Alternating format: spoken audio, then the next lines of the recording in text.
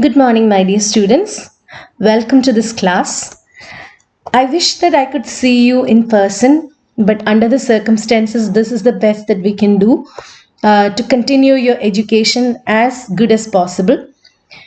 So, let me introduce you to a paper which you have to learn in the first semester. So, this is one of your sub papers.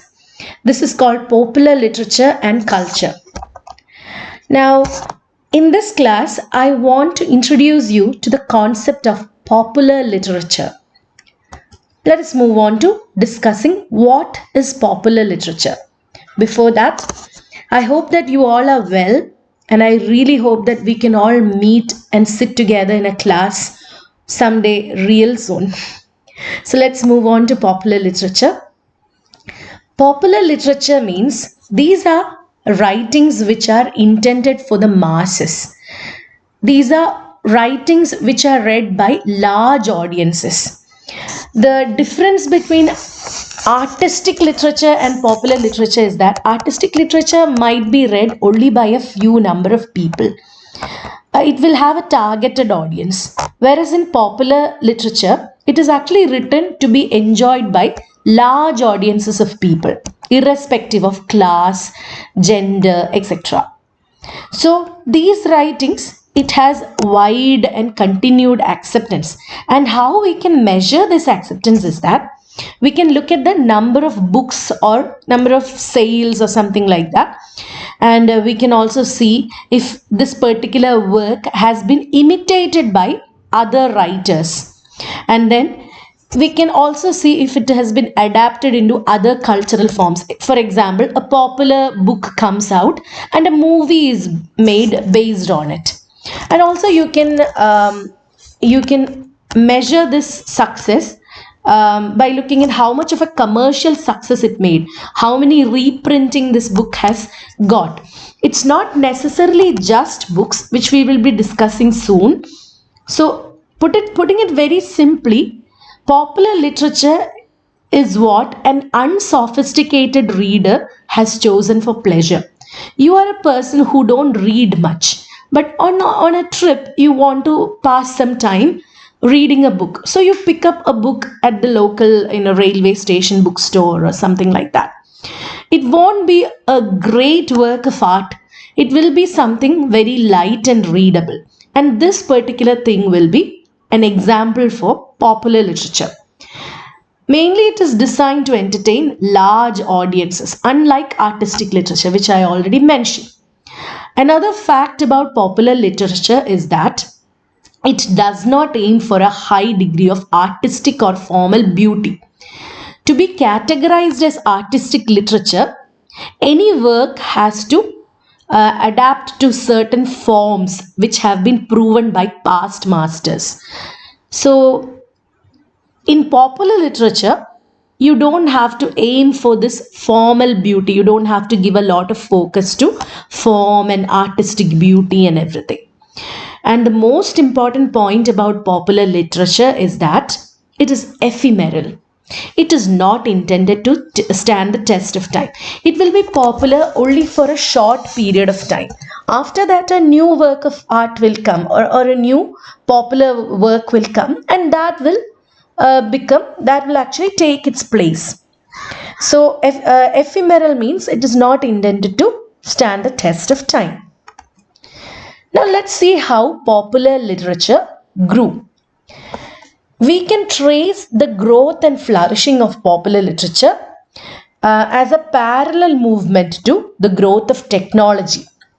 So, during industrial revolution and after that, there was a mass production, printing and circulation of works of literature. Because the technology had grown, printing presses were becoming very common. Earlier, books were accessible only to the upper class people.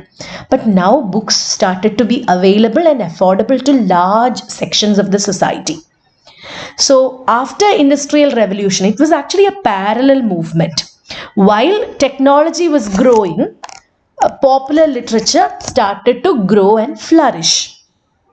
Another factor is mass literacy. Again, by the end of 18th century, almost everyone started to read and write. Spread of literacy was made public. It was taken to the common people.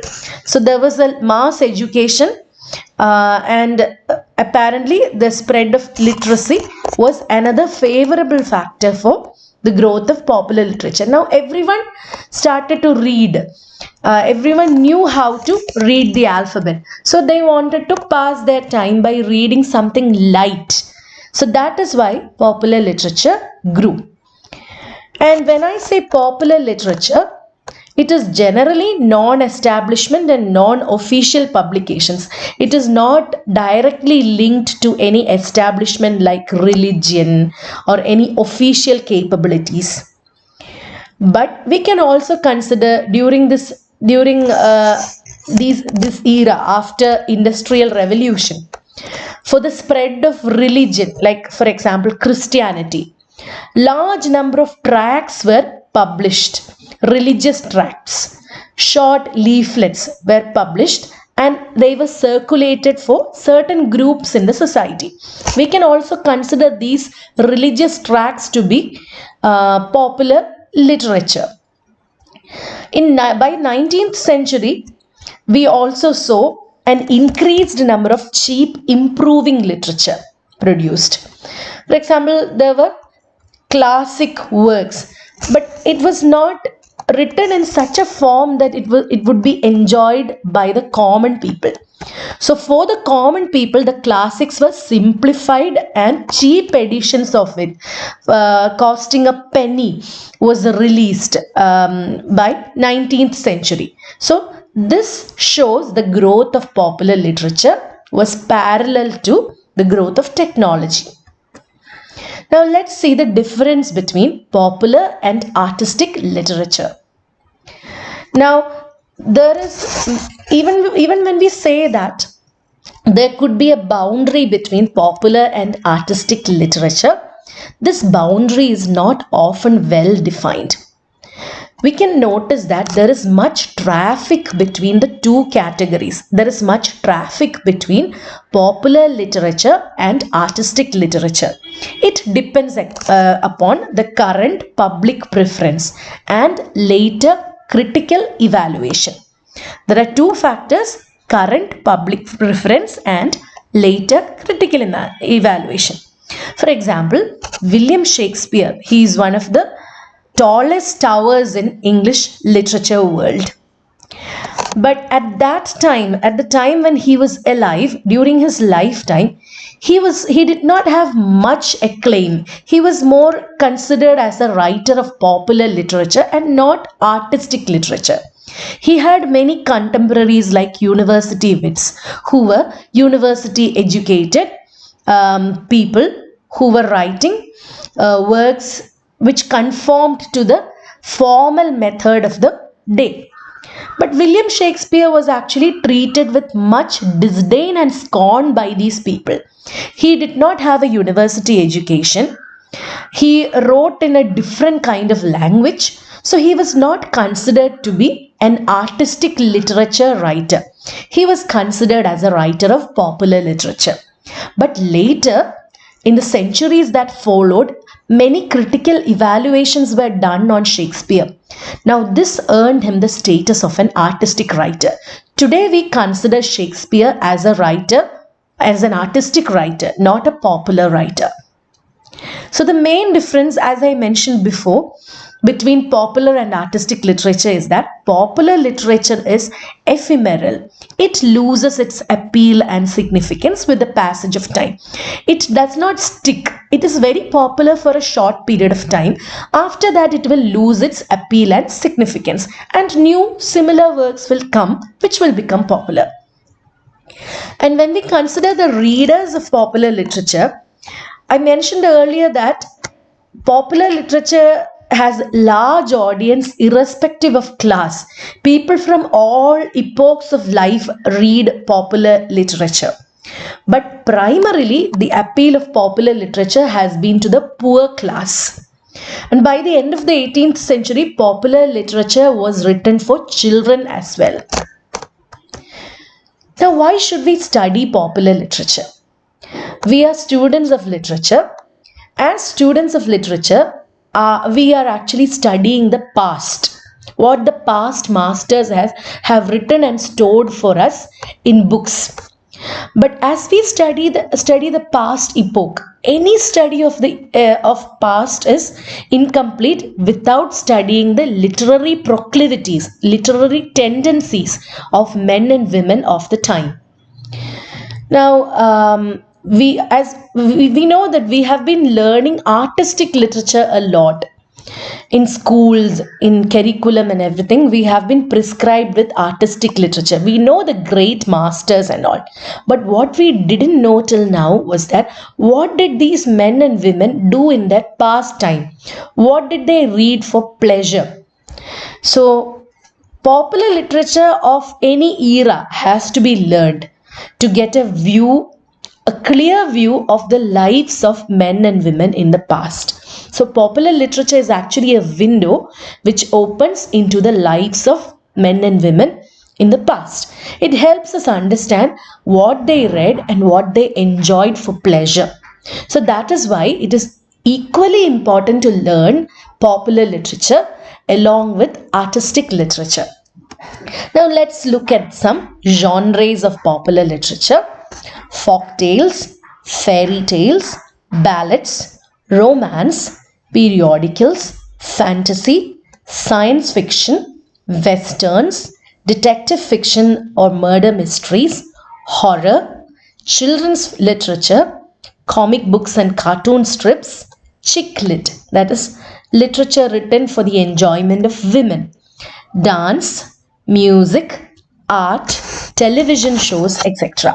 So these are some important genres of popular literature. Let's move on to discuss each of these items. Romance is the first genre that we will be discussing. This is actually the most important genre in popular literature. It started from the Middle Ages and it extends to the present. And this particular literary form, it came into being in France in the mid 12th century. And the term itself, the term romance, comes from the old French word romance. It originally meant the speech of the people or the vulgar tongue, the speech that common people have. So it instead is actually derived from a popular Latin word. The French word is derived from a popular Latin word, Romanese. Romanese means written in the vernacular. Vernacular is a common tongue, the speech or the language of the common people. So when we consider the genre romance, this particular genre, it is a narrative genre. It tells us a story. That means it is narrating a story. So it is a narrative genre in literature and it involves a mysterious, adventurous, or a spiritual storyline. It could be very mysterious, it will certainly have adventures, and sometimes a spiritual element will also come. But the focus is mostly on a quest that involves bravery and strong values. It is not always love interest. It is sometimes a heroic story, an adventurous story about a hero who is on a quest and who has very strong values and ideals, who will stand tall for his ideals. So it is not always romantic in the sense that it will have a love interest, but that was also part of a romance. And the most common type of romance describes the obstacles encountered by two people, two young lovers. They are engaged in some kind of a forbidden love. For example, when we consider Shakespeare's Romeo and Juliet, those are two young lovers, and their love is forbidden because they belong to feuding families. So that is an example of a romantic story. So that is the most common type of romance. It's actually a love story of two people. They have a lot of problems and obstacles and impediments in their path, and how they overcome these obstacles. That is what romance is all about. Now, let us discuss the different kinds of romance. the types of romance. The first romance type of romance is medieval romance or chivalric romance. This is again a narrative story.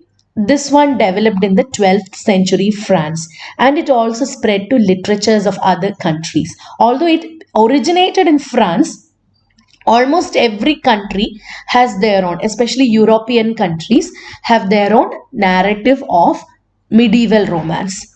These kinds of romances were first written in verse, that is, in the form of poetry, but later prose was used for it as well. What is a standard plot of a medieval romance? Medieval romance will most often have a very heroic person, a knight, as the central person. And this person, the knight, will undertake a quest. Usually, the quest is undertaken to gain a lady's favor, to help a lady, to rescue a lady, etc. This lady will often be a damsel in distress. She can't do anything for herself. She needs someone to rescue her and help her and all. And this particular quest is made colorful. There will be a lot of tournaments, competitions with other knights, fighting with dragons and monsters for this damsel. And there were a lot of ideals which were expressed in these romances. A lot of ideals like courage, loyalty, honor, mercy to an opponent, and elaborate manners. This knight will be a perfect gentleman. He will have the perfect manners. He will be very kind and merciful to his opponents. He will show high ideals of love, loyalty, honor, courage, etc. And regarding the subject matter of these romances, uh, we can see that Celtic, Roman, French, and matters provided subject for romances. From all these localities, all these nations, all these regions, subject matter was taken for these romances. And while we are discussing medieval romance, it is very important to mention a pseudo historical British king named King Arthur. He might have ruled England at some point, but we don't know. He could have been a legend too. So King Arthur, he was supposed to have organized a group of knights. They are called the Knights of the Round Table. As you can see in the second image, these are a group of knights, a group of heroic men who are sitting around a round table. And King Arthur was in quest of the Holy Grail. Holy Grail, if you see the first picture, it's actually a cup. It was considered to be a mythical, a cup, a vessel which had magical properties. Any person who drinks from this cup would be healed of any diseases, and it was also alleged that drinking from this cup will give you eternal life. There were many stories centering around this cup. It was said that this cup was actually made by Jesus, or this cup was actually used to give drink to Jesus as he was lying on the cross. There are many myths surrounding this particular grail. This is called a holy grail, and the possessor of the holy grail will be the most powerful person in the world. So during the Middle Ages, this belief was in everybody, and King Arthur was supposed to have organized this group of knights called the Knights of the Round Table and sent them to different parts of the world to collect, to find and bring back this Holy Grail. So there are cycles of tales which developed centering around King Arthur and the Knights of the Round Table. So some examples of medieval romance are Sir Gawain and the Green Knight. You can see the third picture. This person is called the Green Knight. This came from the 14th century. And Mort d'Arthur by Thomas More from 15th century. Tristan and Isolde by Strasbourg. It is a German medieval romance from 13th century. And Arthurian romances by Cretin de Troyes from 12th century. These are some examples of medieval romance. Another type of romance is Gothic romance. Now, in Gothic romance, the settings, the place, the location, the time, that's what settings are. Settings will be usually distant regions, and the stories will always be very dark. It will usually tell a very morose story. Mysterious elements would come in, like supernaturalism, etc., would figure in Gothic romances, and it will also have very dark and compelling characters. For example, if you look at the picture, you can see the background. It looks very dark and dull and all, very mysterious. And there is a building which is gigantic. Usually in Gothic romances, some mysterious happenings would center around a palatial house. Some mysteries from the past, some secrets will spring up, and the characters themselves would be gray, shades of gray. They will be darker, toned characters. And these types of romances became popular in the late 19th century. And you could also see an element of supernaturalism, transcendence, and irrationality in these particular romances. And some Gothic novels are still read by many high school students and all. Some of these are considered as classics, like Jane Eyre by Charlotte Bronte, Wuthering Heights by Emily Bronte, Frankenstein by Mary Shelley, The Scarlet Letter by Nathaniel Hawthorne. These are all considered to be Gothic romances. The next category of romance is historical romance.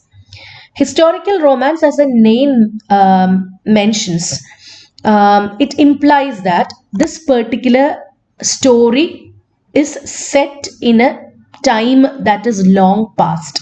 It is set in a historical setting.